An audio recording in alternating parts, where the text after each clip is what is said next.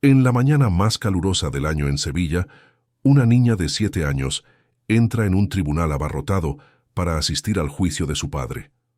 Con un simple toque y palabras cargadas de fe, ella desafía al juez más escéptico e implacable del Estado, prometiendo un milagro. Ante cientos de testigos, lo imposible empieza a suceder, sacudiendo los pilares de la justicia y la lógica. Y en aquel tribunal no fue solo un hombre el que se levantó de la silla de ruedas, fue toda una ciudad la que volvió a creer. Si esta historia te interesó, no olvides suscribirte a nuestro canal y dinos desde qué ciudad nos estás viendo. Seguimos. Prometo que esta será la mejor historia que escucharás en tu vida. El Palacio de Justicia de Cartagena estaba más concurrido de lo habitual aquella mañana de febrero. El calor sofocante de la costa caribe colombiana hacía que los viejos ventiladores giraran inútilmente, mientras el sudor resbalaba por las frentes tensas de los presentes. La Sala 12, conocida como el Tribunal del Dr. Antonio Noguera, el juez más temido y respetado de la región, estaba a punto de dar inicio al juicio que cambiaría para siempre no solo la vida de la familia Almeida, sino la de todos los presentes en aquel recinto.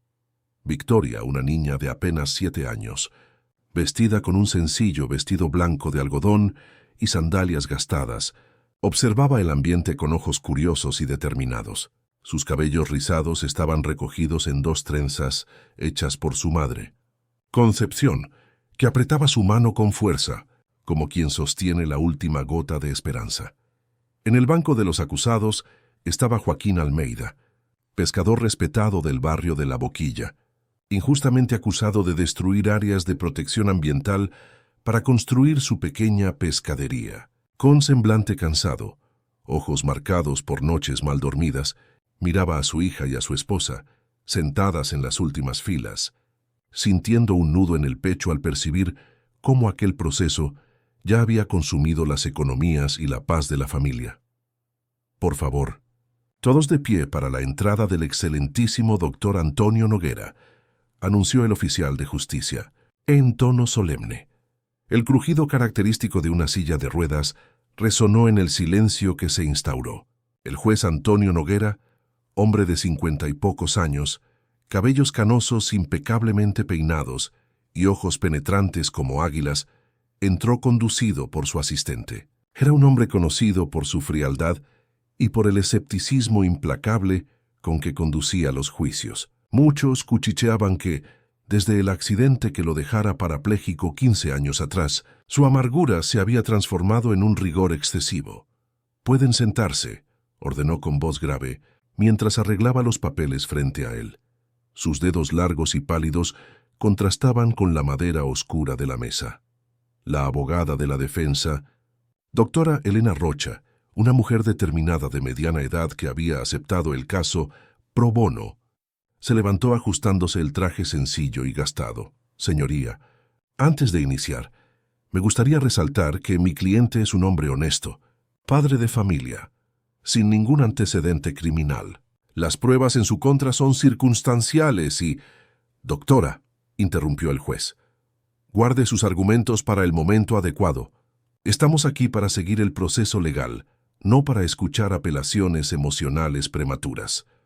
En la platea, Concepción apretó aún más la mano de su hija, que no quitaba los ojos del juez. Había algo en la mirada de aquella niña, una mezcla de inocencia y sabiduría que parecía fuera de lugar en alguien tan joven. El fiscal, doctor Mauricio Dantas, hombre de apariencia pulcra y palabras calculadas, inició la acusación. Sus frases tejían una telaraña de suposiciones que transformaban al simple pescador en un destructor ambiental codicioso. Con cada palabra, Joaquín bajaba más la cabeza, derrotado mientras Concepción sofocaba el llanto. Fue durante una pausa para la presentación de documentos que algo inesperado sucedió. Victoria, en un movimiento súbito que tomó a todos por sorpresa, se soltó de la mano de su madre y caminó decidida por el pasillo central hasta quedar frente a la mesa del juez. «¿Qué significa esto?», quedronó el doctor Antonio, visiblemente incómodo con la interrupción. «Oficial, retire a esta niña». «Por favor, señor juez», la voz infantil y firme de Victoria sorprendió a todos. «¿Puedo hacer que usted vuelva a caminar?». Un silencio atónito invadió la sala por un segundo, pronto sustituido por risas nerviosas y comentarios burlones. El juez sintió el rostro enrojecer de irritación y vergüenza. «Esto es una afrenta al tribunal», exclamó golpeando el martillo. «Oficial, saque a esta niña de aquí ahora e identifique a los responsables». Concepción se levantó aterrorizada, intentando alcanzar a su hija. «Perdón, señoría, ella es solo una niña. Por favor, no lo tome a mal». Pero Victoria permanecía impasible ante el juez. Sus ojos oscuros, profundos como pozos de agua, se fijaban en los suyos con una serenidad desconcertante. «Yo puedo hacer que usted camine», repitió con más firmeza, «pero primero tiene que soltar a mi padre. Él no hizo nada malo». Las risas aumentaron. Periodistas que cubrían el caso intercambiaron miradas divertidas, mientras anotaban frenéticamente. ¿Qué historia peculiar tendrían para contar? La niña que prometió un milagro en pleno tribunal. «Esto es un absurdo», murmuró el fiscal ajustándose la corbata cara. «Señoría, esto es claramente un intento orquestado de perturbar el proceso y sensibilizar indebidamente al tribunal». El juez Antonio observaba a la niña. Había algo en aquella mirada infantil que lo perturbaba profundamente. No era miedo, no era súplica, era certeza. Una certeza tan absoluta que por un instante fugaz casi creyó que era posible. «Niña», dijo, controlando la voz para sonar firme, pero sin la aspereza habitual, «¿sabe dónde está? Esto es un tribunal, no un circo. Aquí no se hacen promesas imposibles». «No es imposible», respondió Victoria, con la simplicidad de la infancia. «Solo tiene que creer, como yo creo en mi padre». Joaquín miraba la escena aturdido. Su corazón latía desacompasado entre el orgullo por la valentía de su hija y el terror por las consecuencias de aquel acto.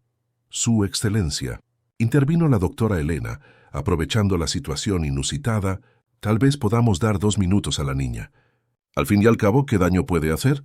Los espectadores se miraron sorprendidos. El fiscal abrió la boca para protestar, pero fue interrumpido por el juez. «2 minutos», dijo con una sonrisa irónica en la esquina de los labios. «2 minutos para este espectáculo, y después seguiremos con el juicio serio, como manda la ley». Un murmullo invadió la sala. Victoria miró a su padre, que la observaba con los ojos llorosos y luego volvió a encarar al juez. Sin dudarlo, se acercó a la silla de ruedas. «¿Puedo?», preguntó indicando que quería tocar sus piernas. El juez, manteniendo la fachada de superioridad, asintió con aire de burla. «Adelante, aproveche sus 2 minutos». El silencio se fue instalando mientras Victoria se arrodillaba ante la silla de ruedas, colocó sus pequeñas manos morenas sobre las piernas inertes del juez y cerró los ojos. Sus labios comenzaron a moverse en una oración silenciosa, solo de vez en cuando dejando escapar palabras sueltas: luz, fuerza, cura. Las risas volvieron a empezar, más contenidas. La niña parecía tan sincera en su concentración que había algo de vergonzoso en burlarse abiertamente. Concepción lloraba en silencio, dividida entre el orgullo por su hija y el miedo a lo que sucedería después. El juez Antonio mantenía la sonrisa sarcástica, pero su mente divagaba hacia 15 años atrás, hacia aquella noche lluviosa en la carretera a Barranquilla, cuando su vida cambió para siempre. El accidente que le arrebató su movilidad también le arrebató sus sueños y, en gran parte, su fe en cualquier cosa más allá de lo tangible. 30 segundos, anunció, para romper el silencio y su propio malestar interior. Victoria no se inmutó. Continuó su plegaria, ahora murmurando palabras que sonaban como un pequeño río que corre, continuas, serenas, determinadas. Fue entonces cuando el juez sintió un leve, casi imperceptible hormigueo en el muslo derecho. 15 años antes de aquel juicio, Antonio Noguera era conocido como el fiscal relámpago. Su nombre causaba escalofríos en los pasillos del Palacio de Justicia de Cartagena. Ambicioso e implacable, había construido una carrera brillante, derribando a los acusados con la precisión de un cirujano. En aquella época, sus ojos aún llevaban el brillo de la juventud y su postura altiva demostraba la confianza de quien nunca había conocido la derrota. Casado con Elisa, una profesora universitaria de literatura, y padre de Lucas, un niño de 5 años, Antonio tenía todo lo que el dinero podía comprar y el prestigio social garantizaba. La casa en la costa de Cartagena, el coche importado, los viajes internacionales, todo era parte del paquete de éxito que él exhibía con orgullo. Aquella noche de temporal, conducía por la carretera costera, regresando de un congreso jurídico en Barranquilla. Hablaba por teléfono con Elisa, informándole que llegaría en unas horas, a pesar de la lluvia torrencial que castigaba el litoral colombiano. No deberías estar conduciendo y hablando por teléfono con este tiempo, Antonio. La voz preocupada de Elisa sonaba distante a causa de la mala conexión. Relájate, amor. Ya he conducido por esta carretera cientos de veces. Necesito llegar hoy porque tengo una audiencia importante mañana temprano. Lo que sucedió después permanecía borroso en su memoria. Luces fuertes que venían de la dirección opuesta, una curva cerrada, el asfalto mojado, el derrape y entonces, oscuridad. Despertó 3 días después en el Hospital Santa Isabel. Lo primero que sintió fue un vacío inexplicable, seguido por la constatación aterradora. No sentía nada de la cintura para abajo. El médico, doctor Osvaldo Meneses, confirmó su peor sospecha con palabras delicadas pero directas. Hubo daños irreversibles en la médula. Lamentablemente, no volverá a caminar. Las semanas que siguieron fueron un descenso al infierno. La adaptación a la silla de ruedas, las sesiones de fisioterapia, las miradas de piedad que lo seguían. Antonio, que siempre había sido un hombre de acción, ahora dependía de la ayuda de los demás para tareas básicas. Su alma se endureció, así como su corazón. Elisa intentó durante los primeros meses ser el soporte que él necesitaba, pero Antonio levantó muros a su alrededor, rechazando la compasión y el amor como si fueran insultos a su nueva condición. No quiero su lástima, repetía con frecuencia, empujando lejos a quien intentara acercarse. 1 año después del accidente, el matrimonio llegó a su fin. Elisa llevó a Lucas a vivir a Bogotá, donde tenía familia. No perdiste solo el movimiento de las piernas, Antonio. Perdiste la capacidad de amar, fueron sus últimas palabras antes de salir por la puerta. Devastado, pero negándose a demostrar debilidad, Antonio canalizó toda su amargura hacia su carrera. Incapaz de continuar como fiscal al ritmo que deseaba, se presentó a las oposiciones para la magistratura y fue aprobado con distinción. Se hizo conocido como el juez de hierro, incorruptible, implacable y sobre todo escéptico ante la bondad humana. Año tras año, la silla de ruedas se había convertido no solo en un medio de locomoción, sino en parte de su identidad. El Palacio de Justicia se adaptó a él. Se construyeron rampas, se modificaron baños, se reservó una plaza especial en el estacionamiento. Pero nada de eso mitigaba el dolor que cargaba, el resentimiento contra un destino que consideraba injusto. Raras eran las personas que lograban ver más allá de la figura autoritaria. Entre ellas, solo doña Celia, la señora que trabajaba en su casa desde hacía más de una década, presenciaba momentos de vulnerabilidad. Era ella quien lo encontraba, ocasionalmente, mirando antiguas fotografías de cuando caminaba, cuando sonreía, cuando creía. Era ella también quien escuchaba, sin juzgar, los gritos ahogados en la almohada durante las noches en que el dolor fantasma en las piernas se volvía insoportable. Doctor Antonio, decía doña Celia en sus conversaciones matutinas, mientras servía el café, usted aún encontrará la paz. La paz es para los débiles. Celia, respondía él con el sarcasmo habitual, yo me contento con la justicia. Pero ¿qué justicia era esa que practicaba? Con el paso de los años, su interpretación de la ley se había vuelto cada vez más rígida, sin espacio para matices o misericordia. Los acusados temblaban al saber que su caso sería juzgado por el doctor Antonio Noguera. Los abogados se preparaban exhaustivamente, sabiendo que cualquier brecha sería implacablemente explotada. En los últimos años, su único contacto con su hijo era por llamadas telefónicas esporádicas y formales. Lucas, ahora de 20 años, estudiaba medicina en Bogotá y, durante las raras visitas a Cartagena, los encuentros estaban marcados por silencios incómodos y conversaciones superficiales. El caso de Joaquín Almeida sería solo uno más en su rutina.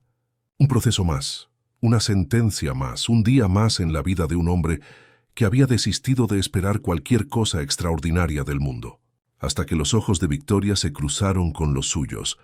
En aquel exacto momento, mientras la pequeña mano se posaba sobre su pierna inerte, Antonio sintió algo que no experimentaba hacía 15 años: miedo. No el miedo común, sino un terror profundo ante la posibilidad, por más absurda que pareciera, de que algo pudiera realmente cambiar. El hormigueo, inicialmente confundido con otro episodio de dolor fantasma, persistía. Era diferente. Era como si miles de pequeñas agujas estuvieran despertando nervios adormecidos hacía más de una década. La sensación comenzó en el muslo derecho, extendiéndose lentamente hacia la rodilla. Su rostro, entrenado durante años para no demostrar emociones, permanecía impasible.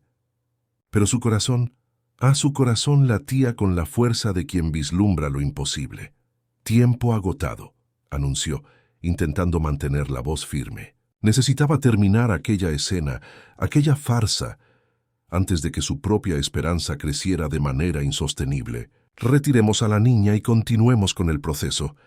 Victoria abrió los ojos mirándolo con serenidad. Usted ya lo está sintiendo, ¿verdad? La pregunta, hecha en tono de confidencia, lo golpeó como un mazazo. ¿Cómo podía ella saber? Era imposible que cualquier persona notara la leve alteración en su expresión o percibiera lo que sucedía bajo el pantalón de vestir bien planchado. «No seas ridícula», respondió, más para sí mismo que para ella. «Oficial, por favor, conduzca a la niña de vuelta a su lugar».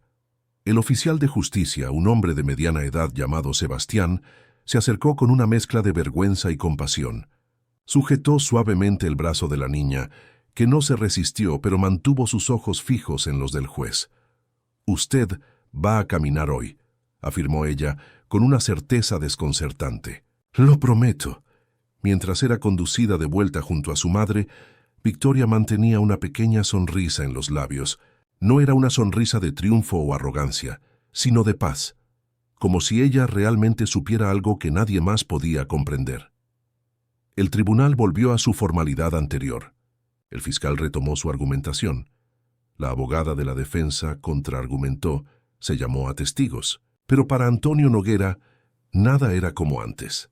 El hormigueo persistía, ahora acompañado por una sensación de calor que se extendía gradualmente por ambas piernas.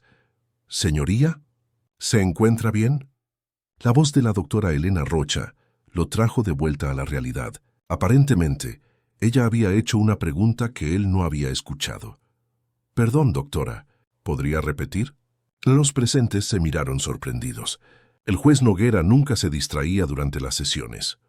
«Y jamás pediría disculpas por nada. Pregunté si podemos presentar las contrapruebas ahora». «Sí, claro», respondió él acomodándose en la silla. El movimiento hizo que su pierna derecha se moviera ligeramente, provocando un sonido suave de fricción contra el metal de la silla de ruedas. Nadie pareció notarlo, excepto Victoria. La niña, sentada ahora junto a su madre, lo observaba con intensidad. Cuando sus miradas se cruzaron nuevamente, ella asintió levemente, como si confirmara algo que solo los dos sabían. Antonio desvió la mirada, intentando concentrarse en los documentos frente a él. Pero ¿cómo podría, cuando todo su cuerpo vibraba con una sensación olvidada hacía 15 años? Cuando cada nervio parecía despertar de un largo sueño, enviando señales confusas a su cerebro. «Su excelencia parece pálido», comentó el fiscal. «¿Desea una pausa en el juicio?». «No», respondió secamente. «Continuemos». Pero mientras el juicio proseguía, la mente de Antonio vagaba entre el presente y el pasado. Recordó cuando corría por la playa con Lucas, cuando bailaba con Elisa los viernes por la noche, cuando subía escaleras sin siquiera pensarlo, todos esos pequeños milagros cotidianos que se volvieron imposibles en una noche de lluvia. Y ahora, 15 años después, algo inexplicable sucedía, algo que la medicina decía ser imposible, algo que desafiaba toda su visión escéptica y amarga del mundo. De repente, algo aún más extraordinario ocurrió. Sin ningún comando consciente, Su pie derecho se movió hacia adelante, golpeando ligeramente la parte inferior de la mesa. Joaquín Almeida nació y creció en La Boquilla, barrio que abraza el mar de Cartagena con sus redes de pesca y canciones que resuenan de las antiguas tradiciones. Hijo de pescadores, heredó de su padre no solo el conocimiento sobre las mareas y los vientos, sino también un profundo respeto por el océano, que generoso alimentaba a su familia hacía generaciones.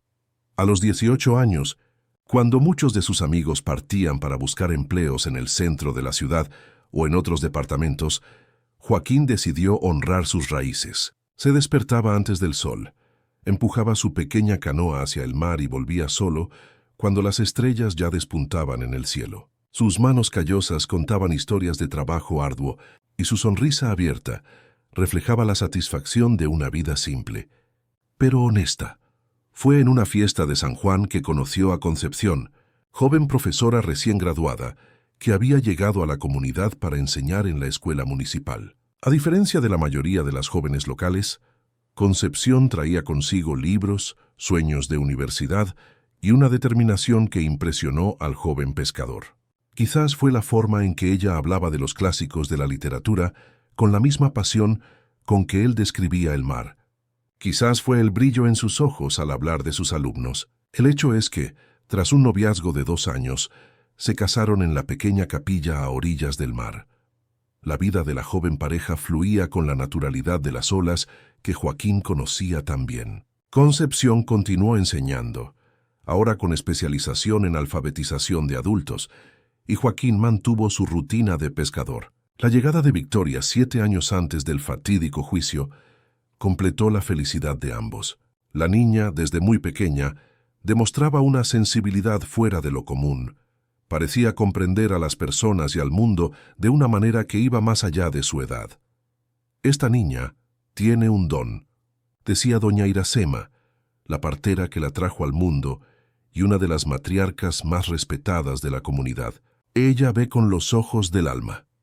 Al principio, Joaquín y Concepción tomaron el comentario como una de las supersticiones típicas de los mayores, pero con el paso del tiempo, no pudieron ignorar los pequeños milagros que sucedían alrededor de su hija. Pájaros heridos que ella cuidaba y volaban nuevamente contra todas las expectativas. Plantas que florecían fuera de temporada cuando ella las regaba. Y lo más notable, la forma en que las personas enfermas parecían recuperarse más rápidamente después de sus visitas. «Es coincidencia», decía Joaquín, hombre práctico que era, aunque en su fuero interno comenzaba a preguntarse si había algo más. La vida de 1970, la familia Almeida, cambió drásticamente hacía 3 años, cuando el gobierno departamental anunció un proyecto de revitalización de la costa de La Boquilla. El plan, presentado como una iniciativa para mejorar el turismo y las condiciones de trabajo de los pescadores locales, tenía una cara oculta: la eliminación de las pequeñas pescaderías familiares para dar lugar a restaurantes sofisticados y tiendas de artesanía estandarizada. La comunidad se dividió. Algunos, seducidos por las promesas de empleos y compensaciones financieras, aceptaron dejar sus propiedades. Otros, como Joaquín, se levantaron contra lo que consideraban una afrenta a la cultura local y al modo de vida que había sostenido a familias durante generaciones. «Nuestra historia no está en venta», declaró en una reunión comunitaria, ganando el apoyo de varios pescadores y vecinos antiguos. La resistencia de Joaquín cobró fuerza cuando él, auxiliado por Concepción y algunos profesores de la universidad, comenzó a organizar a la comunidad. Juntos, crearon la Asociación de Pescadores Tradicionales de La Boquilla, buscaron apoyo legal y comenzaron a documentar las prácticas sostenibles que mantenían desde hacía décadas, probando que sus actividades no perjudicaban el medio ambiente. Fue en este contexto que Joaquín conoció a Roberto Méndez, empresario influyente y principal inversor detrás del proyecto de revitalización. Durante una audiencia pública, Joaquín presentó un documental casero mostrando cómo las técnicas de pesca artesanal preservaban el equilibrio marino, mientras cuestionaba el impacto ambiental real de los grandes proyectos previstos. El video, grabado de forma amateur pero poderoso en su simplicidad, se hizo viral en las redes sociales, generando una ola de apoyo a la causa de los pescadores. Roberto Méndez, expuesto de forma negativa por los medios, juró públicamente que Joaquín se arrepentiría de haberlo confrontado. Las amenazas comenzaron sutiles, llamadas anónimas, coches desconocidos estacionados frente a la pequeña casa de la familia, miradas hostiles de extraños que aparecían en la comunidad. Concepción insistía en que buscaran protección legal, pero Joaquín, confiado en la justicia de su causa, minimizaba los riesgos. No estamos haciendo nada malo. La verdad está de nuestro lado, repetía con la misma certeza con que preveía los cambios del tiempo por el comportamiento de las gaviotas.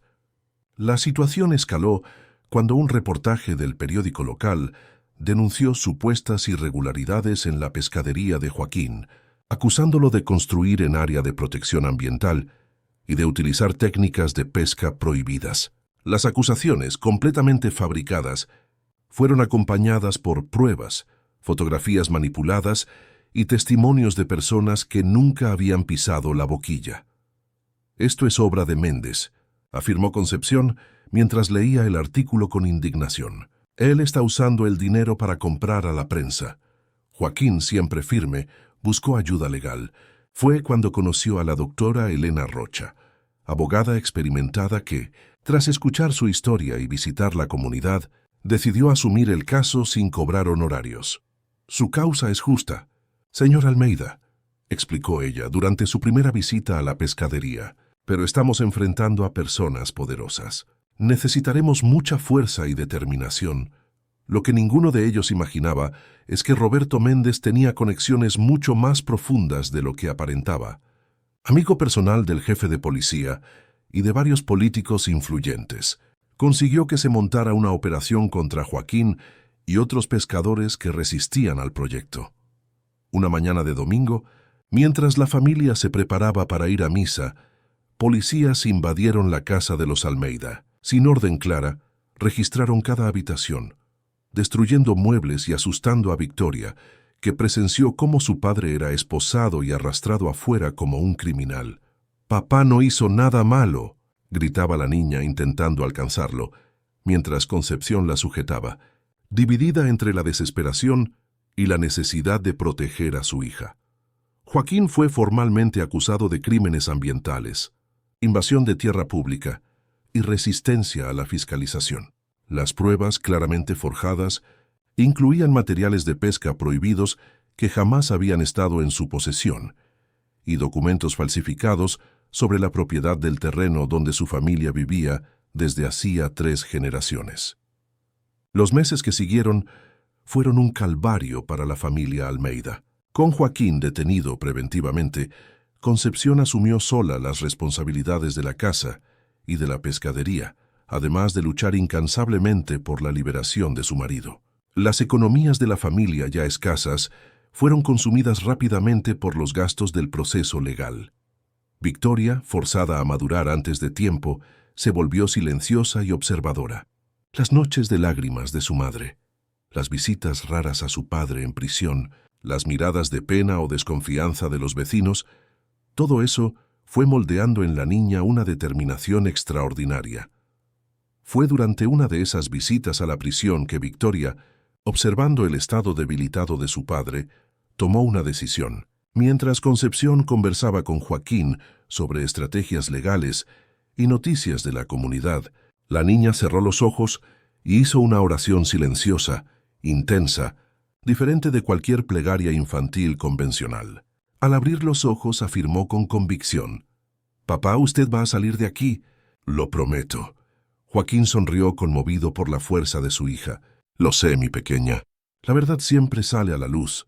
No es solo eso», respondió Victoria con una seriedad que no combinaba con sus 7 años. «Voy a hacer algo especial». De regreso a casa, Concepción notó a su hija inusualmente pensativa. «¿Qué te pasa, mi amor? ¿Estás preocupada por papá?» «No, mamá», respondió Victoria mirando por la ventana del autobús. «Estoy pensando en el juez». «¿Qué juez, hija?» «El juez que va a liberar a papá.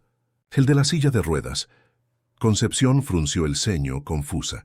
Hasta donde sabía, El caso de Joaquín aún no tenía un juez asignado, y ciertamente no habían mencionado nada sobre alguien en silla de ruedas. ¿Cómo sabes eso, Victoria? La niña se encogió de hombros como si la respuesta fuera obvia. Lo vi en un sueño. Él no puede caminar hace mucho tiempo. Está triste por dentro, pero va a ayudar a papá cuando yo lo ayude a él.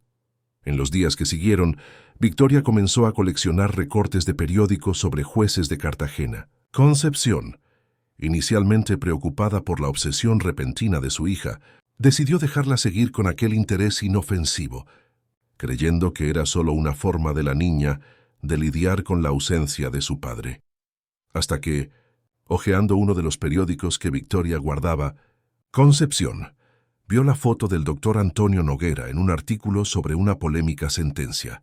El texto mencionaba brevemente que el riguroso juez parapléjico desde hacía 15 años mantenía su reputación de inflexibilidad. «Es él, mamá», exclamó Victoria señalando la foto. «El juez que va a ayudar a papá».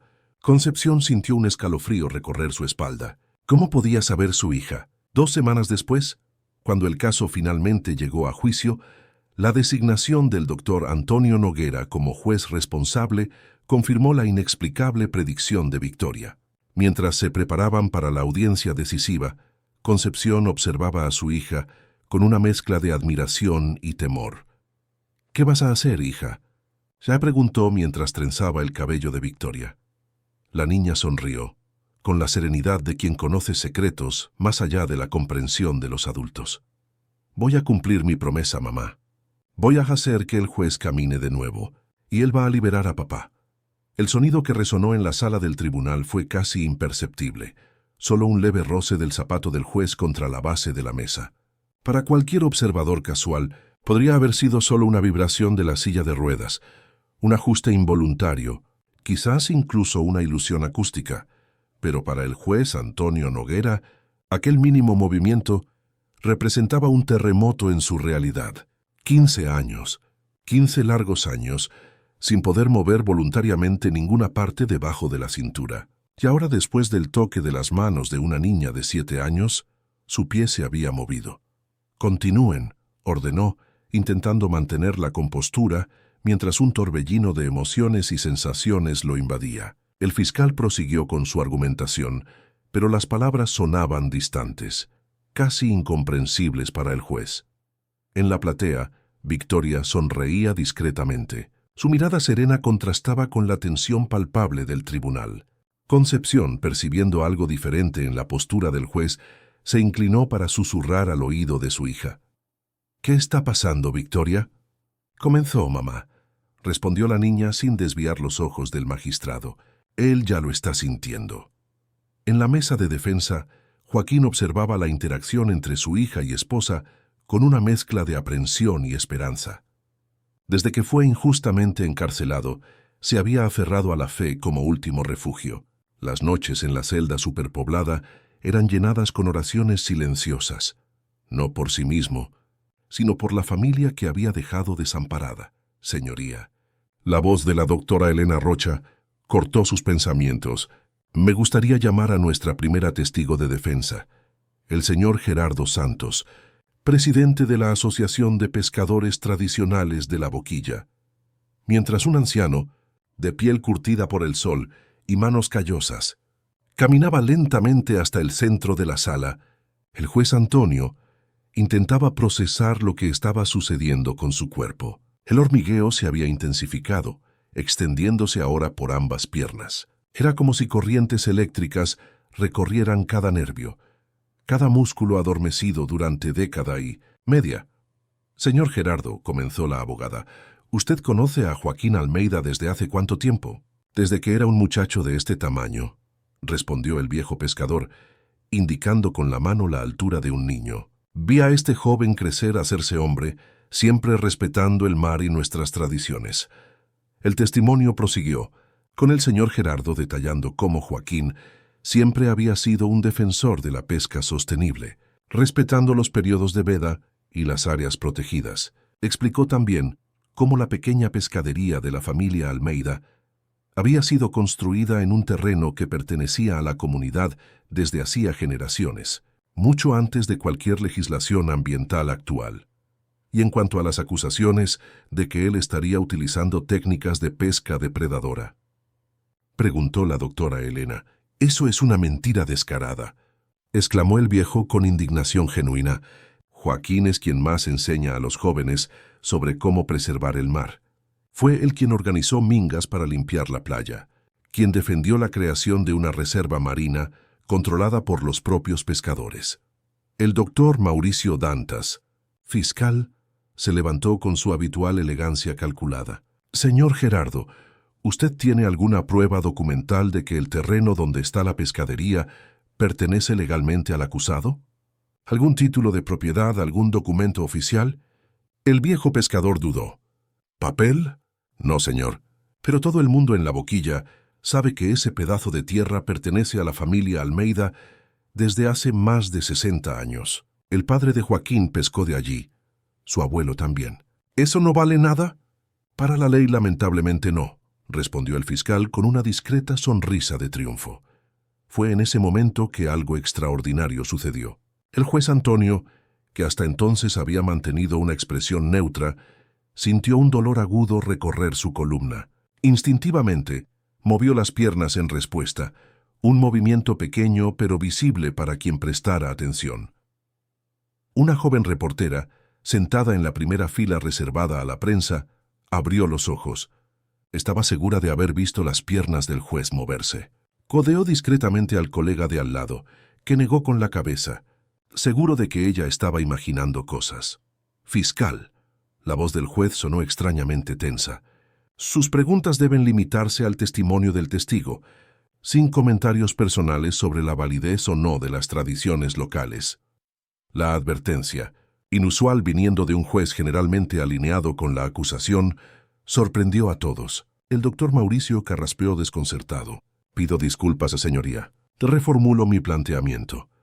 Mientras el interrogatorio proseguía, Antonio sentía cada vez más dificultad para concentrarse. El calor en sus piernas se intensificaba a cada minuto, acompañado ahora por espasmos involuntarios que él intentaba desesperadamente disimular. 15 años de parálisis y ahora, ¿qué estaba sucediendo? ¿Sería posible que las palabras de aquella niña... «No», pensó reprendiéndose mentalmente. «Esto es absurdo. Debe ser algún fenómeno neurológico temporal, alguna reacción tardía de los medicamentos». Pero en el fondo, una voz insistente susurraba que algo extraordinario estaba sucediendo, algo que desafiaba toda explicación racional, toda su visión escéptica del mundo. Tras el testimonio del señor Gerardo, otros testigos fueron llamados, vecinos de Joaquín que confirmaron su dedicación a la comunidad y al medio ambiente, un biólogo marino que atestiguó la sostenibilidad de las prácticas de pesca adoptadas por la asociación, incluso el sacerdote local, que habló sobre los proyectos sociales que Joaquín había ayudado a implementar. Con cada nuevo testimonio favorable al acusado, el juez Antonio se sentía cada vez más incómodo, no solo físicamente, con las sensaciones crecientes en sus piernas, sino emocionalmente. Como magistrado había lidiado con cientos de casos, escuchado innumerables historias, pero algo en el caso de Joaquín Almeida sonaba diferente. Había una autenticidad en los testimonios que contrastaba fuertemente con las acusaciones formales. «Señoría», llamó la doctora Elena, «me gustaría exhibir un video que demuestra claramente la manipulación de las evidencias presentadas contra mi cliente». El fiscal se levantó inmediatamente. «Excelencia, objeción. Este material no fue incluido previamente en el proceso y constituye una sorpresa para la acusación». «Doctora Elena», intervino el juez, «usted sabe que no puedo permitir nuevas pruebas en esta etapa del proceso sin que la acusación haya tenido acceso previo». «Señoría», insistió la abogada, «este video fue obtenido anoche. Muestra claramente el momento en que materiales de pesca ilegal fueron plantados en la propiedad de mi cliente, por personas ligadas al empresario Roberto Méndez, principal interesado en la condena de Joaquín». Un murmullo invadió la sala. El fiscal, visiblemente irritado, argumentaba sobre la improcedencia de la solicitud, mientras la doctora Elena se mantenía firme. Joaquín, en el banco de los acusados, miraba con esperanza renovada, Aquel video podría ser su salvación. ¡Silencio!, ordenó el juez golpeando el martillo. Haré lo siguiente. Veré el video en mi despacho en presencia de ambas partes. Si juzgo el material relevante y auténtico, permitiré su inclusión en el proceso. La decisión sorprendió a todos. El doctor Antonio Noguera raramente mostraba tal flexibilidad procesal, especialmente a favor de la defensa. Algunos especularon que tal vez estaba simplemente siguiendo estrictamente el debido proceso legal. Otros, más atentos, notaron algo diferente en su semblante, un matiz de humanidad. «Haremos una pausa de 30 minutos», anunció. «Después de este intervalo, continuaremos con los procedimientos». Mientras el oficial de justicia ayudaba a conducir su silla de ruedas fuera de la sala, el juez sintió un par de ojos siguiéndolo intensamente. Victoria, aún sentada junto a su madre, lo observaba con una mirada que parecía atravesar su alma. Cuando sus miradas se cruzaron, la niña sonrió. No una sonrisa infantil común, sino un gesto cargado de sabiduría antigua, como si compartiera un secreto que solo los dos conocían. En el pasillo, lejos de las miradas del público, Antonio pidió quedarse solo por unos minutos. «Necesito un momento, Sebastián. ¿Puede dejarme aquí?» El oficial, acostumbrado a la independencia del juez, asintió respetuosamente y se alejó. Solo finalmente, Antonio miró sus piernas, aquellos miembros que por tanto tiempo habían sido solo apéndices inútiles, un recordatorio constante de todo lo que había perdido. Vacilante, intentó mover el pie derecho conscientemente. Para su absoluto asombro, el pie respondió, un movimiento pequeño, tembloroso, imperfecto, pero inequívocamente voluntario. Lágrimas involuntarias surgieron en sus ojos, empañando momentáneamente su visión. «Esto es imposible», murmuró para sí mismo. «Nada es imposible cuando uno cree de verdad». La voz infantil lo sobresaltó. Girándose rápidamente, vio a Victoria parada a pocos metros, sola en el pasillo. «¿Qué haces aquí, niña? ¿Dónde está tu madre?» «Ella fue al baño», respondió Victoria acercándose sin miedo. «Usted ya puede mover las piernas, ¿verdad?» Antonio sintió un escalofrío recorrer su espalda. ¿Cómo podía ella saber? Eso no es asunto tuyo. Vuelve a la sala del tribunal. Usted no tiene que tener miedo, continuó ella ignorando su orden. Es normal sentir miedo cuando algo que uno creía imposible empieza a suceder. Mira, yo no sé qué tipo de broma es esta, pero... No es broma, interrumpió Victoria, con sorprendente seriedad. Usted va a caminar de nuevo hoy, y va a entender que mi padre es inocente. Antonio Noguera, el temido juez de hierro, se sintió súbitamente vulnerable ante aquella niña. En sus 15 años de magistratura, había enfrentado a abogados brillantes, criminales peligrosos, situaciones de alta presión, pero nada lo había preparado para aquella niña de mirada profunda y palabras desconcertantes. ¿Cómo hiciste esto?», preguntó, la voz casi un susurro. Victoria sonrió nuevamente, acercándose un poco más. «Yo no hice nada. Fue usted mismo». «¿Qué significa eso?» «Significa que usted había olvidado cómo creer. Yo solo ayudé a recordar». Ella colocó suavemente la mano en la rodilla del juez. «Intente de nuevo. Intente mover su pierna». Como si estuviera hipnotizado, Antonio se concentró en la orden mental, «Muévete», dirigida a su pierna izquierda. Para su absoluto asombro, la rodilla se flexionó levemente, elevando la pierna algunos centímetros. «Dios mío», susurró con la voz embargada. «Vio». Victoria sonrió. «Ahora usted tiene que hacer lo correcto por mi padre. Él es un hombre bueno. Nunca hizo daño a nadie». Antes de que el juez pudiera responder, se oyeron pasos acercándose. Era Concepción buscando a su hija. «Victoria, te dije que me esperaras», exclamó preocupada. Al ver al juez, hizo una pequeña reverencia respetuosa. «Perdón, Excelencia. Espero que no la haya molestado». «No, no molestó», respondió Antonio, aún aturdido. «Llévenla de vuelta a la sala». Mientras madre e hija se alejaban, el juez permaneció inmóvil, intentando procesar lo que acababa de suceder. 15 años de ciencia médica, 15 años de certeza absoluta sobre su condición, siendo desafiados por una niña que había aparecido de la nada en su sala de audiencias. El oficial de justicia regresó, listo para conducirlo de vuelta. ¿Está todo bien, doctor Antonio? Por un momento, el juez consideró contar lo que estaba sucediendo. Pero ¿cómo explicar lo inexplicable? ¿Cómo poner en palabras algo que desafiaba toda lógica y razón? Sí, Sebastián, estoy listo para regresar. Mientras era conducido de vuelta a la sala de audiencias, una idea inconcebible comenzaba a tomar forma en su mente.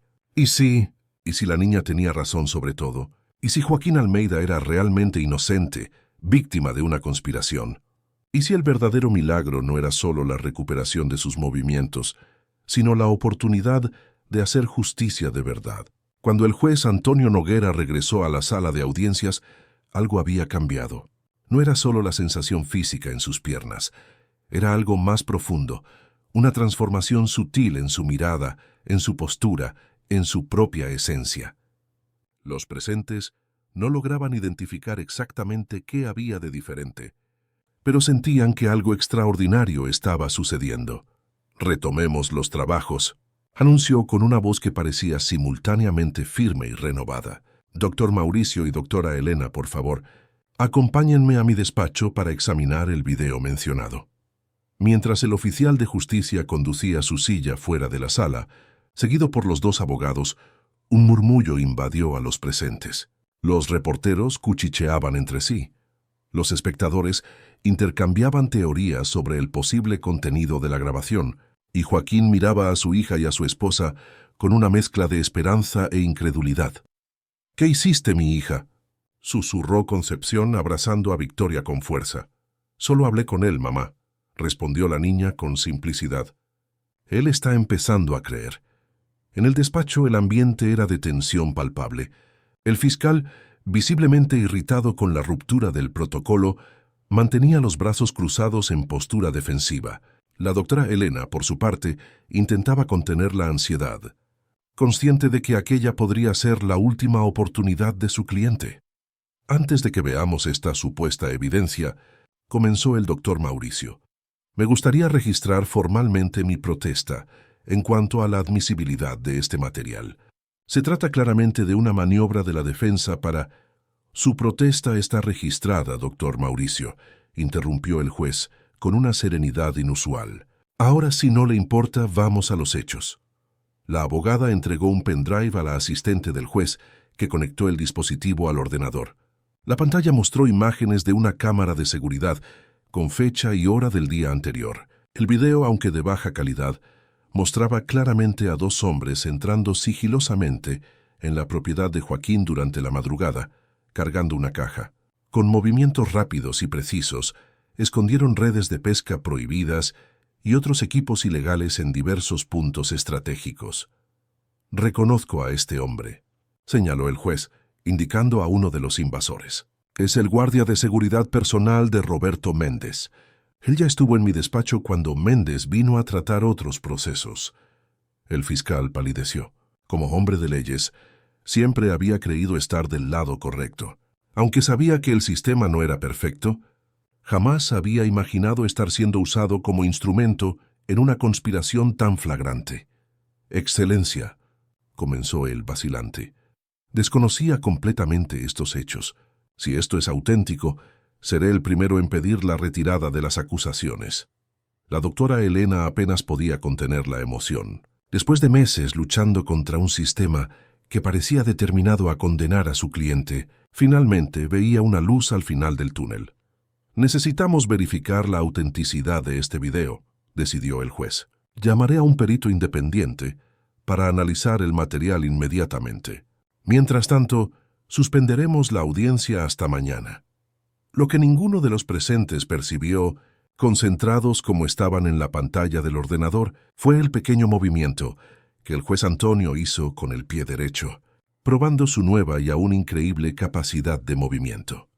Al regresar a la sala principal, el juez anunció la suspensión temporal del juicio, alegando la necesidad de análisis técnico de nuevas evidencias.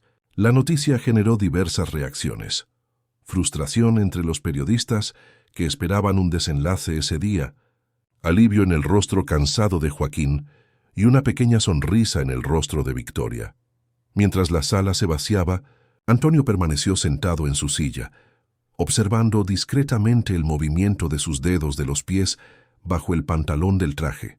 Estaba decidido a entender lo que estaba sucediendo con su cuerpo y con su alma. Sebastián, llamó al oficial de justicia, pida que nadie me moleste en las próximas 2 horas. Necesito revisar algunos detalles del proceso en privado. Tan pronto como se vio completamente solo, el juez respiró hondo, preparándose para lo que estaba a punto de intentar. Con las manos apoyadas en los brazos de la silla de ruedas, concentró toda su fuerza y voluntad en un único comando. Levántese. Por un instante, nada sucedió. Luego, gradualmente, sintió sus músculos responder. Débiles, descoordinados, pero indudablemente vivos. Sus piernas temblaron violentamente, desacostumbradas al esfuerzo, después de 15 años de inactividad. Con determinación férrea, impulsó el cuerpo hacia arriba. Por un brevísimo momento, se mantuvo de pie, tambaleante, inestable. Pero de pie, antes de que las piernas cedieran y él cayera de nuevo a la silla, respirando pesadamente por el esfuerzo. Lágrimas resbalaron libremente por su rostro, generalmente impasible. 15 años. 15 largos años atrapado en aquella silla, creyendo que jamás volvería a sentir el simple placer de estar de pie, y ahora gracias a una niña que había aparecido de la nada. ¿Cómo es posible esto?, murmuró para sí mismo, secándose las lágrimas. Toda su formación racional, todo su escepticismo construido a lo largo de años, todo lo que creía sobre el mundo y sus posibilidades, estaba siendo desafiado por algo que no podía explicar. En su apartamento, horas más tarde, Antonio despidió a doña Celia antes de lo habitual. ¿Se encuentra bien, doctor Antonio?, preguntó ella, preocupada por su apariencia perturbada. Parece pálido. Estoy bien, Celia. Solo necesito un poco de descanso. Solo cerró todas las puertas y ventanas, asegurándose de que no sería sorprendido. Posicionó la silla de ruedas cerca de la pared, para tener un apoyo si fuera necesario. Entonces lentamente intentó de nuevo. El proceso fue doloroso y agotador. Sus músculos, atrofiados por el desuso, protestaban a cada movimiento. Los primeros intentos resultaron en caídas que ciertamente dejarían moretones, pero con cada fracaso, en lugar de desistir como lo habría hecho en el pasado, sentía una determinación aún mayor. En el 20º intento, logró permanecer de pie por casi 1 minuto entero, apoyado en la pared. En el 30º, dio un paso vacilante. Cayó, se levantó de nuevo, intentó una vez más. A las 3 de la mañana, empapado en sudor y exhausto, pero con el corazón rebosante de una emoción que había olvidado cómo se llamaba, esperanza, logró caminar del dormitorio a la sala sin caer. El trayecto, que cualquier persona haría en segundos, le llevó casi 20 minutos. Pero para un hombre que creía jamás volver a caminar, fue una jornada más extraordinaria que cualquier expedición a los confines de la tierra. En un impulso que ni él mismo comprendió, tomó el teléfono y marcó un número que no usaba desde hacía años. ¿Aló? La voz femenina, aunque somnolienta, era inconfundible incluso después de tanto tiempo. Elisa, soy yo, Antonio. Un silencio pesado siguió, hasta que la exesposa respondió con cautela. Antonio, ¿sucedió algo? Son casi las 4 de la mañana. Yo caminé hoy, Elisa. Más silencio, ahora cargado de confusión. ¿Qué quieres decir? Estoy de pie ahora, caminando en mi sala. Antonio, ¿bebiste? Esto no tiene gracia. No, Elisa, es verdad. No sé cómo explicarlo, es algo que desafía todo lo que creí posible. Comenzó en el tribunal con una niña, la hija de un acusado. Ella dijo que me haría caminar de nuevo y yo... Antonio, la voz de Elisa sonaba preocupada ahora. ¿Estás bien? ¿Quieres que llame a alguien? Él percibió por primera vez lo absurdo que sonaba. ¿Cómo podía culparla por no creer? Él mismo apenas podía creerlo, incluso viviendo aquella experiencia extraordinaria. Disculpa por llamar a esta hora. Fue un impulso. Estoy bien, no te preocupes. Saludos a Lucas. Colgó antes de que ella pudiera responder, sintiéndose súbitamente tonto y vulnerable. ¿Qué estaba pensando? ¿Que ella lo celebraría? ¿Que le creería? ¿Que volvería? 15 años era demasiado tiempo para alimentar cualquier esperanza en ese sentido. Sin embargo, la llamada, por más vergonzosa que hubiera sido, trajo una realización importante. Si quería realmente empezar de nuevo, necesitaría hacer más que simplemente volver a caminar. Necesitaría reaprender a ser humano nuevamente. A la mañana siguiente, mientras el oficial de justicia se preparaba para buscarlo en casa, como hacía todos los días, el juez Antonio sorprendió a todos. «Sebastián», dijo al teléfono, «hoy iré por mi cuenta. Tengo un asunto personal que resolver antes». El oficial, desconcertado con la ruptura de la rutina, intentó argumentar. «Pero, señoría, usted siempre...» Las cosas cambiaron, Sebastián. Muchas cosas cambiaron. Con esfuerzo considerable pero determinación inquebrantable, Antonio se vistió solo, algo que no hacía completamente desde hacía años. El proceso fue lento y a veces doloroso, pero cada pequeña victoria contra las limitaciones físicas aumentaba su confianza. Pidió un taxi e indicó un destino que sorprendería a cualquier persona que lo conociera: la playa de La Boquilla. Llegando allí con la ayuda del conductor, posicionó su silla de ruedas en la arena firme, cerca del agua. El mar de Cartagena se extendía frente a él, majestuoso en su azul profundo, mecido por el ritmo suave de las olas. Pescadores preparaban sus canoas para el trabajo diario, indiferentes a la presencia del hombre solitario en su silla. Fue entonces cuando avistó un rostro familiar. El señor Gerardo, el testigo del día anterior, organizaba redes de pesca con otros hombres.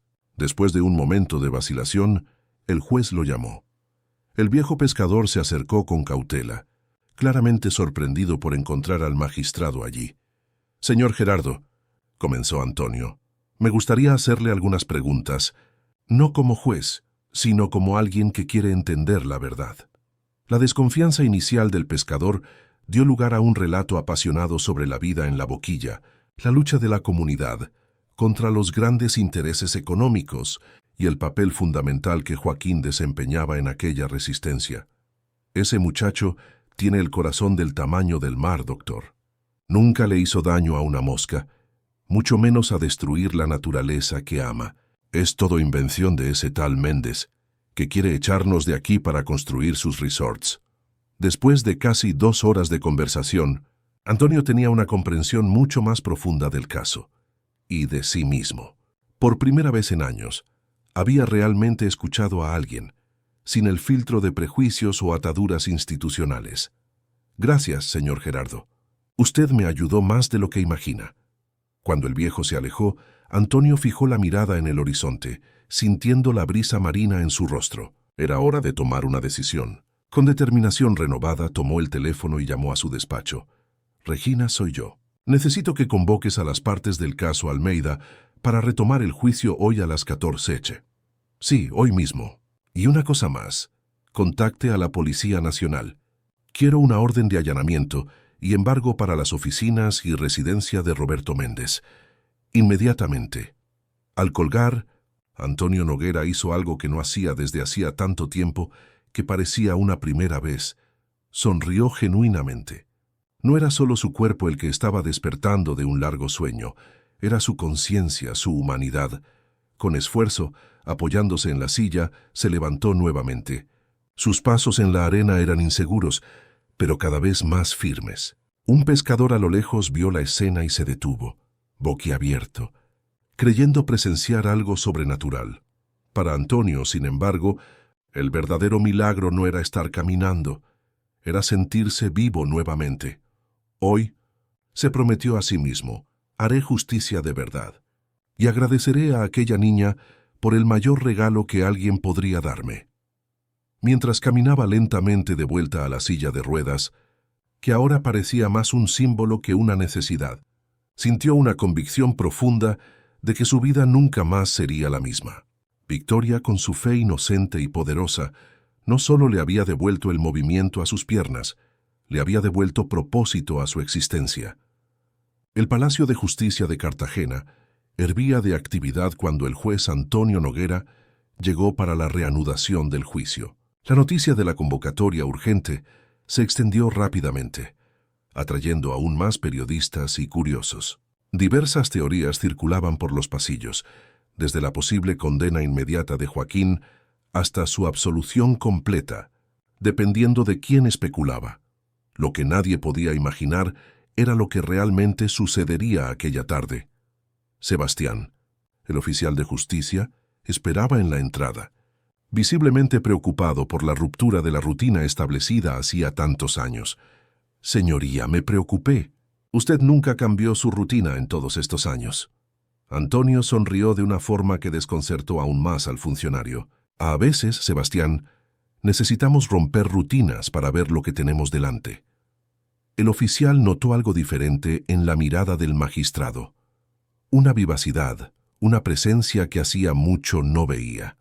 Mientras conducía la silla de ruedas por los pasillos del Palacio de Justicia, tuvo la impresión de que el juez apenas tocaba las ruedas, como si estuviera a punto de levantarse en cualquier momento.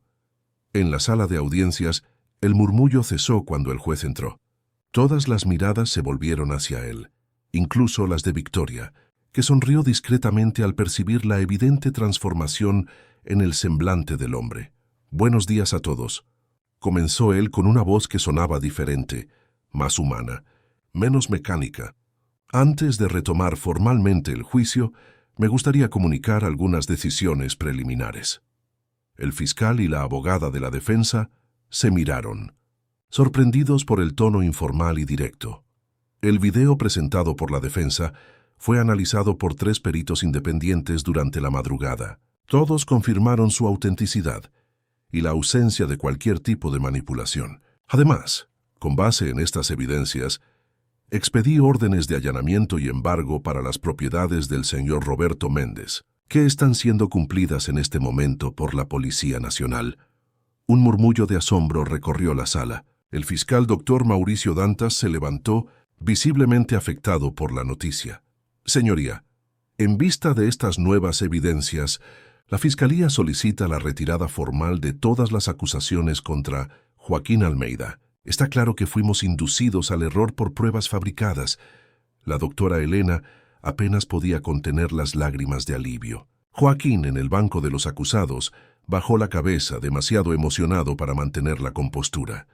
«Solicitud aceptada», declaró el juez. «Pero antes de cerrar este caso, tengo algo importante que decir». El silencio que siguió fue denso, casi palpable. Todos presentían que algo extraordinario estaba a punto de suceder. «Durante 15 años», comenzó Antonio, «serví a la justicia de este país conforme a mi entendimiento de la ley. Creí que la rigidez y la imparcialidad eran las únicas formas de honrar mi cargo.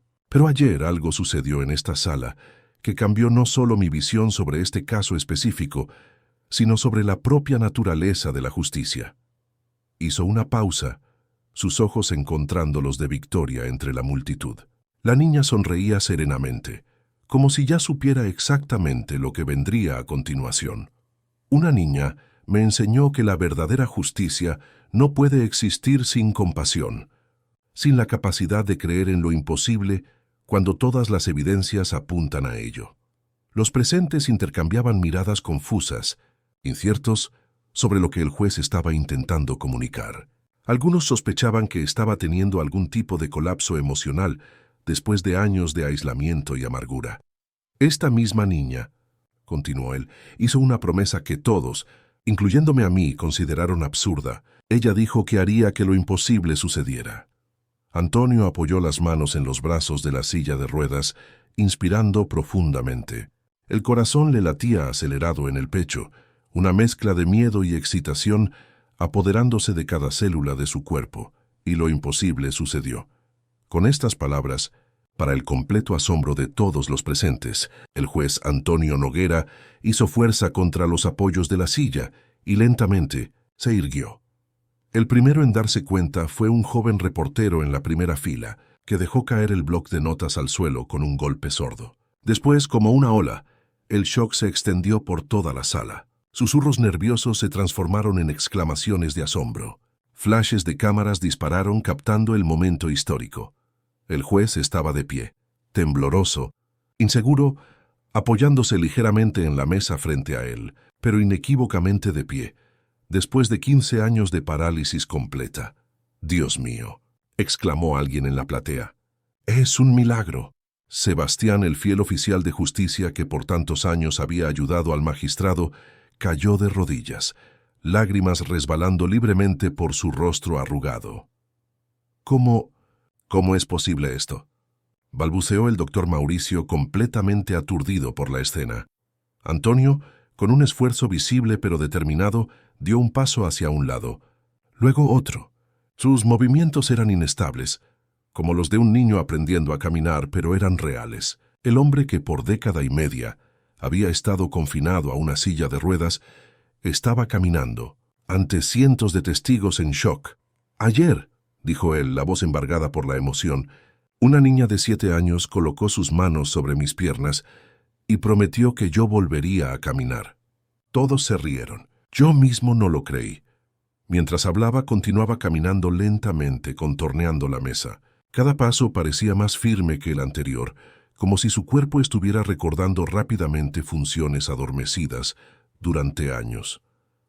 Pero algo sucedió, algo que la ciencia no puede explicar, algo que desafía todo lo que creí posible en este mundo. Sus ojos buscaron a Victoria nuevamente. La niña mantenía la misma sonrisa serena, como si asistiera a la conclusión natural de algo que siempre había sabido que sucedería. «Victoria», llamó el juez, extendiendo la mano hacia ella. «¿Podrías venir hasta aquí?». Un silencio absoluto invadió el tribunal, mientras la pequeña se levantaba y caminaba tranquilamente por el pasillo central, bajo la mirada atónita de todos. Concepción, dividida entre el orgullo y el miedo, observaba a su hija con lágrimas en los ojos. Cuando llegó ante el juez, Victoria miró hacia arriba, encontrando los ojos del hombre que ahora la observaba desde una altura que antes sería imposible. «¿Cómo hiciste esto?», preguntó Antonio en voz baja, casi una súplica. «Yo no hice, señor juez», respondió ella, con la simplicidad cristalina de la infancia. «Fue usted quien creyó». La respuesta, inesperada en su profundidad, trajo nuevas lágrimas a los ojos de Antonio. Se arrodilló con alguna dificultad para quedar al mismo nivel que la niña, un gesto simbólico que no pasó desapercibido para nadie. «Gracias», susurró, sincero como nunca había sido en toda su vida adulta. «Usted no solo me devolvió las piernas, usted me devolvió el alma». Victoria sonrió más ampliamente, sus ojos brillando con una sabiduría que trascendía su edad. «¿Ahora usted puede liberar a mi padre?», preguntó, con la inocencia pragmática típica de los niños. Un sollozo involuntario escapó de la garganta del juez, mezclando risa y llanto en una expresión de pura catarsis emocional. «Sí, Victoria, tu padre está libre».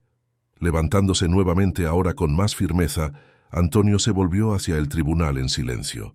Las personas permanecían inmóviles, como si temieran que cualquier movimiento pudiera deshacer el milagro que presenciaban.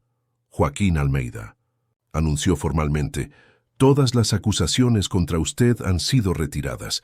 Es libre para regresar a su familia y comunidad». Los policías que custodiaban al acusado quedaron momentáneamente paralizados, inciertos sobre cómo proceder ante aquella situación extraordinaria. «¿Qué están esperando?», inquirió el juez, con una suavidad inédita en su voz. «Quiten las esposas a este hombre inocente». Mientras Joaquín era liberado, Concepción corrió hacia él, abrazándolo con toda la fuerza de quien teme estar soñando. Victoria se unió a sus padres, completando aquel abrazo que simbolizaba la restauración no solo de una familia, sino de la propia justicia en su sentido más profundo. La sala explotó en aplausos. Periodistas intentaban frenéticamente registrar cada detalle de aquel momento histórico, conscientes de que estaban presenciando algo que desafiaba todas las explicaciones convencionales.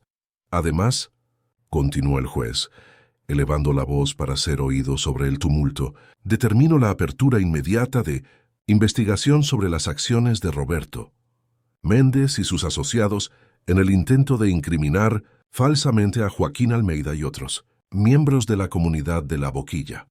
El anuncio fue recibido con una nueva ola de aplausos. La doctora Elena, profesional experimentada que raramente se dejaba afectar, Lloraba abiertamente, abrazada a sus asistentes. Y por último, concluyó Antonio, me gustaría hacer una petición personal a todos ustedes. El ruido disminuyó gradualmente, todos ansiosos por escuchar lo que vendría a continuación. Lo que presenciamos hoy trasciende nuestra comprensión racional. Algunos lo llamarán milagro, otros buscarán explicaciones científicas aún desconocidas. No importa el nombre que le demos a esto. Lo que importa es que aprendamos la lección más valiosa. Nunca debemos perder la capacidad de creer en lo imposible. Mientras el juez hablaba, su cuerpo parecía ganar fuerza a cada instante. Su postura, antes vacilante, ahora transmitía una confianza tranquila. Era como si cada célula estuviera despertando, cada músculo reaprendiendo su función, cada nervio celebrando el regreso a la vida plena. Esta niña, dijo indicando a Victoria, con su fe inquebrantable, no solo transformó mi vida, sino que también nos recordó a todos el verdadero significado de la justicia. No es solo seguir fríamente la letra de la ley, sino buscar la verdad con compasión y coraje. Los reporteros escribían furiosamente, conscientes de que aquellas palabras quedarían para la historia. Cámaras de video capturaban cada gesto, cada expresión de aquel hombre transformado, que hasta pocas horas antes era conocido como el más frío e implacable de los jueces. Por eso, pido a todos los que presenciaron este momento extraordinario, lleven esta lección a sus vidas. Nunca dejen que el escepticismo mate su capacidad de creer. Nunca permitan que la amargura ahogue su compasión. Y sobre todo nunca pierdan la fe de que, incluso cuando todo parece imposible, los milagros pueden suceder. Un silencio reverente siguió a sus palabras. Entonces, lentamente, las personas comenzaron a levantarse, aplaudiendo con una intensidad que hacía temblar las paredes del antiguo tribunal. No era solo un aplauso protocolario, sino la expresión genuina de almas tocadas profundamente por algo que trascendía lo cotidiano. Antonio Noguera, el hombre que por 15 años se había cerrado al mundo en su amargura y descreimiento, ahora no solo estaba de pie físicamente, sino espiritualmente elevado a una nueva comprensión de la vida y de su propósito en ella. Y todo gracias a una niña que osó creer en lo imposible. 6 meses pasaron desde el extraordinario acontecimiento en el Tribunal Central de Cartagena, el caso que quedó conocido como el milagro del Palacio de Justicia. Ganó titulares en periódicos y revistas de todo el país, provocando debates acalorados entre médicos, científicos, líderes religiosos y escépticos de todas las vertientes. Equipos de neurólogos de los más renombrados centros médicos de Colombia y del extranjero examinaron exhaustivamente al juez Antonio Noguera.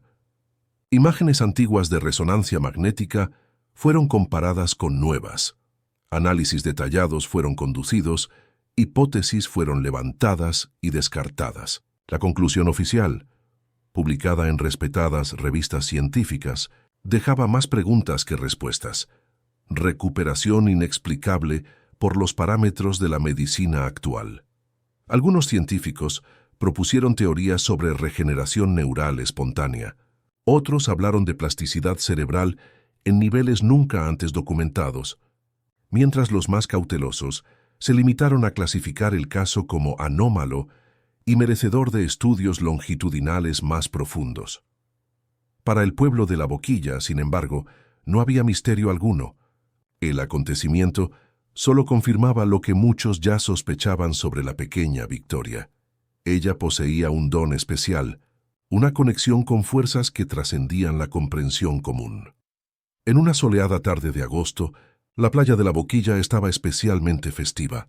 Mesas habían sido dispuestas en la arena, decoradas con flores y cintas coloridas. Niños corrían de un lado a otro, sus risas mezclándose con el sonido de las olas. El aroma de sancocho de pescado, arepas de huevo y otras carimañolas tradicionales de la cocina costeña llenaba el aire, haciendo agua la boca de los invitados que llegaban. Era la celebración oficial de la inauguración de la Cooperativa de Pescadores Tradicionales de La Boquilla, resultado directo de la absolución de Joaquín y de la subsecuente revisión del proyecto de revitalización de la costa.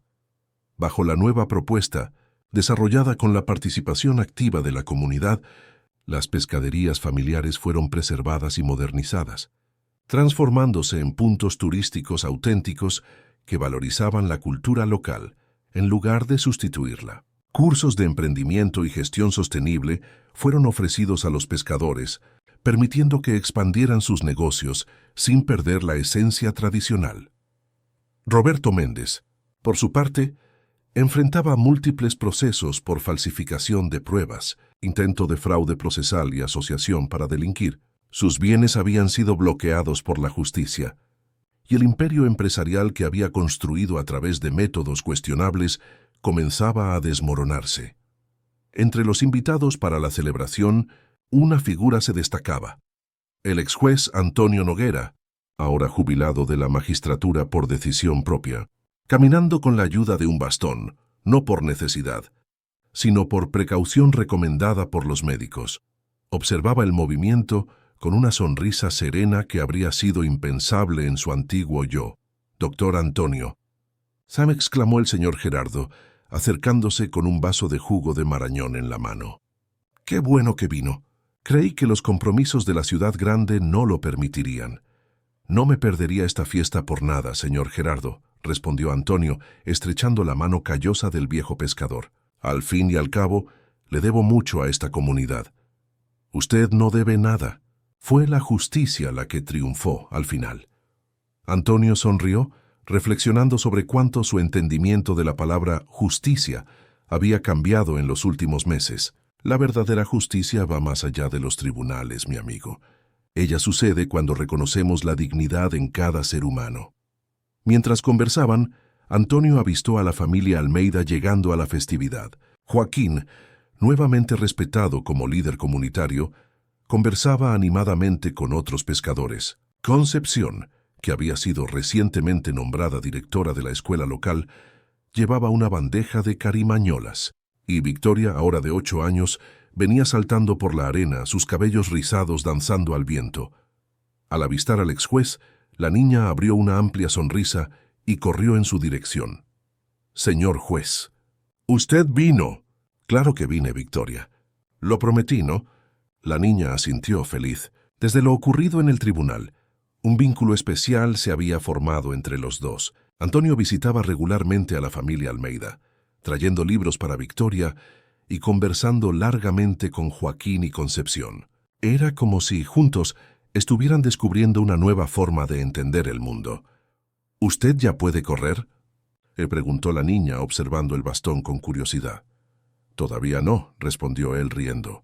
«Los médicos dicen que necesito tener paciencia». 15 años de inactividad no se recuperan de la noche a la mañana. Pero usted va a correr un día, lo sé. Si tú lo dices, ¿quién soy yo para dudarlo?, respondió él con una sonrisa cómplice. Joaquín se acercó, extendiendo la mano al exmagistrado. «Es un honor tenerlo aquí, doctor. Su presencia significa mucho para nuestra comunidad». «El honor es mío, Joaquín. Ver todo lo que ustedes han conquistado en los últimos meses es inspirador. De hecho, la historia de la lucha de los pescadores de la Boquilla y del milagro que había cambiado la vida del juez Noguera había inspirado a comunidades en todo el país. Reportajes sobre el caso estimularon discusiones sobre el desarrollo sostenible que respetara las tradiciones locales. Proyectos similares de cooperativas comenzaban a surgir en otras regiones costeras, siempre con el foco en la preservación cultural y ambiental. «Venga, doctor», invitó Concepción. «La mesa está puesta. Tenemos mucho que celebrar hoy». Mientras caminaban hacia el área donde las mesas estaban dispuestas, Antonio observó a lo lejos una figura familiar, Elisa, su exesposa, acompañada de su hijo Lucas, ahora un joven médico en el inicio de su carrera. El reencuentro había sucedido un mes después del incidente en el tribunal. Después de ver las noticias sobre la recuperación milagrosa del exmarido, Elisa se puso en contacto, inicialmente escéptica, creyendo que se trataba de algún tipo de farsa o exageración de los medios. El encuentro, tenso al principio, se transformó en una larga y sincera conversación sobre los 15 años de separación, los rencores acumulados y las transformaciones recientes. «No estoy pidiendo que volvamos», dijo Antonio en aquella ocasión. «Sé que construiste tu vida lejos de mí. y respeto eso. Solo quería que supieras que aquel hombre amargado y resentido ya no existe, y que me gustaría, si es posible, tenerlos de vuelta en mi vida de alguna forma. Con el tiempo, una amistad cautelosa se estableció. Lucas, inicialmente resistente debido a los dolorosos recuerdos de la infancia, se acercó gradualmente a su padre, especialmente motivado por el interés profesional en el extraordinario caso médico que él representaba. «Elisa, Lucas», llamó Antonio haciendo una señal para que se acercaran. «Vengan a conocer a los verdaderos héroes de esta historia». Las presentaciones fueron hechas y pronto todos estaban sentados a la mesa, compartiendo la comida e historias. El ambiente era de genuina celebración, no solo de las conquistas materiales representadas por la cooperativa, sino de algo más profundo, el redescubrimiento de la fe en lo imposible. Después del almuerzo, mientras los mayores conversaban a la sombra de los cocoteros, Victoria llevó a Lucas para mostrarle la pescadería de la familia, ahora reformada y transformada en un punto turístico que preservaba las técnicas tradicionales, mientras implementaba prácticas sostenibles. «Sabe», comentó Lucas, impresionado con la sabiduría de la pequeña guía, «como médico, he estudiado el caso de mi padre exhaustivamente. Ninguno de mis profesores logra explicar cómo alguien con una lesión medular completa, estable durante 15 años, podría recuperar los movimientos de forma tan significativa». Victoria se encogió de hombros, con la simplicidad propia de la infancia. «A veces solo necesitamos creer». «¿Creer en qué?» «En la bondad, en la verdad, en el amor. En cosas que no vemos pero sentimos aquí dentro», respondió, colocando la mano sobre el corazón. Lucas sonrió, conmovido por la profundidad escondida en la respuesta aparentemente simple. «Eres una niña muy especial, ¿sabías? Todo el mundo es especial, doctor Lucas, solo que algunos lo olvidan por el camino». Por la tarde, cuando el sol comenzaba su descenso hacia el horizonte, pintando el cielo con tonos de naranja y rosa, Antonio pidió la palabra. La fiesta se silenció gradualmente, todos atentos a lo que el exjuez tenía que decir. «Hace algunos meses, entré en aquella sala de tribunal como un hombre roto, no solo físicamente, sino en mi esencia. Años de amargura me habían convencido de que el mundo era un lugar frío, donde la justicia era solo un juego de poder, donde los milagros no existían». Su voz, firme y clara, llevaba una emoción auténtica que conmovía a todos los presentes. Una niña cambió todo eso. Con su fe inquebrantable, su certeza serena, Victoria no solo devolvió movimiento a mis piernas paralizadas, ella devolvió luz a mi alma. Me enseñó que la verdadera fuerza no está en la rigidez, sino en la flexibilidad, no en la desconfianza, sino en la fe, no en el aislamiento, sino en la comunidad. Miradas emocionadas se volvieron hacia la pequeña Victoria, que escuchaba atentamente, sin vergüenza por el reconocimiento. Por eso, quiero anunciar hoy que estoy utilizando mi jubilación para crear la Fundación Nuevos Caminos, dedicada a dos causas que se han vuelto esenciales para mí: la defensa de las comunidades tradicionales contra intereses depredadores y el apoyo a la rehabilitación de personas con lesiones medulares. La noticia fue recibida con aplausos entusiastas. Elisa y Lucas intercambiaron miradas de orgullo. Aquel hombre, renacido a través de una experiencia inexplicable, finalmente había encontrado un propósito mayor que sí mismo. «Y quiero invitarlos a todos ustedes», continuó Antonio, «a participar de este nuevo camino, porque aprendí, de la manera más extraordinaria posible, que juntos somos capaces de realizar lo imposible». Nuevos aplausos resonaron en la playa, mezclándose con el sonido de las olas. Joaquín abrazó a su esposa y a su hija, su rostro reflejando la gratitud de un hombre que había enfrentado la injusticia y emergido no solo libre, sino fortalecido por la experiencia.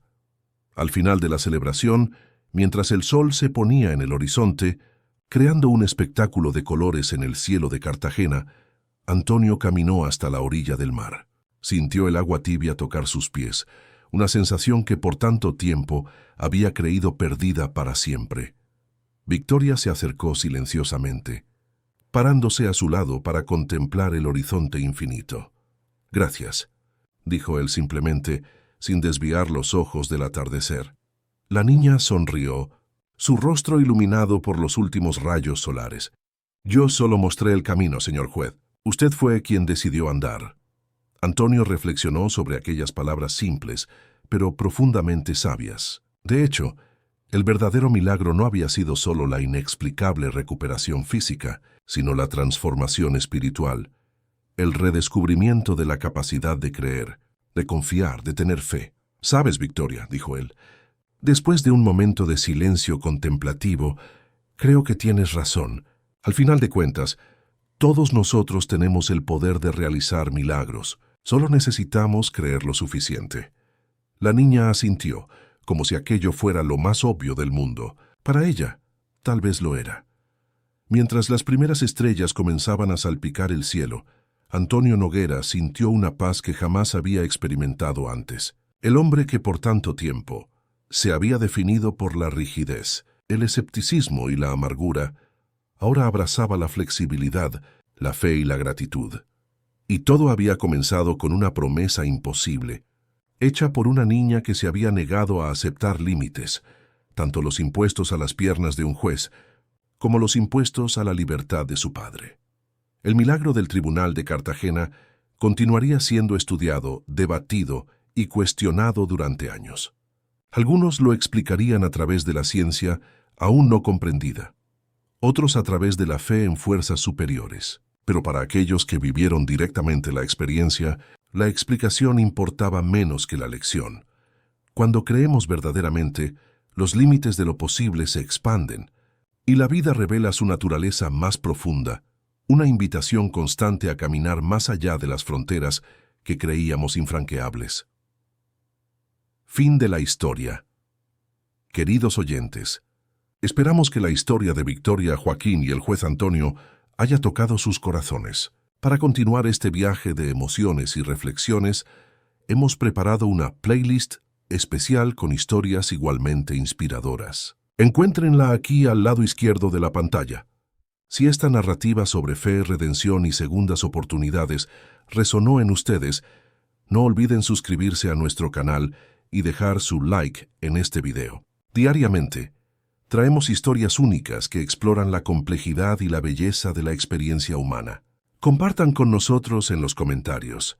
¿Ya han presenciado o vivido algún milagro en sus vidas? Estamos ansiosos por conocer sus historias.